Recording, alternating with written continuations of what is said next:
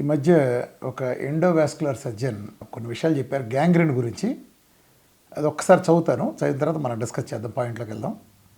మన దేహంలోని ప్రతి అవయవంలోని కణాలన్నిటికీ ప్రతినిత్యం రక్తం సరఫరా అవుతూ ఉంటుంది. అలాగే ప్రతి భాగానికి కరెంటు తీగల్లా నరాలు సప్లై అవుతూ ఉండటం వల్ల మన దేహంలోని ప్రతి ఉపరితలానికి స్పర్శ జ్ఞానం, నొప్పి తెలుస్తూ ఉంటాయి. డయాబెటీస్ వల్ల నరాలు ముద్దుబారిపోవడంతో కొన్ని భాగాల, ముఖ్యంగా కాలి వేలి చివర్లలో స్పర్శ జ్ఞానం అంతగా ఉండదు. అంతేకాదు కొన్ని సందర్భాల్లో అక్కడికి రక్తం సరఫరా చేసే అతి సన్నటి రక్తనాళాల్లో ఏవో అడ్డంకులు ఏర్పడటం, నోట్ దిస్ పాయింట్, ఏవో అడ్డంకులు ఏర్పడటం, దాంతో అందాల్సిన పోషకాలు ఆక్సిజన్ అందక ఆ భాగం కుళ్ళిపోవటం ప్రారంభమవుతుంది.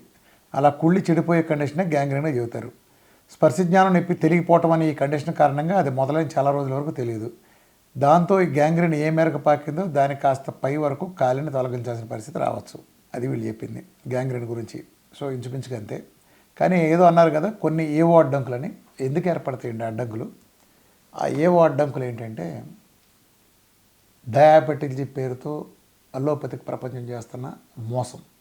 డయాబెటిక్ పేరుతో, డయాబెటిక్ ఒకటే, మళ్ళీ దేశంలో అందరూ కలిపి రామాకండి, నేను చెప్పేది స్పెసిఫిక్గా చెప్తున్నాను. డయాబెటిస్ ట్రీట్మెంట్లో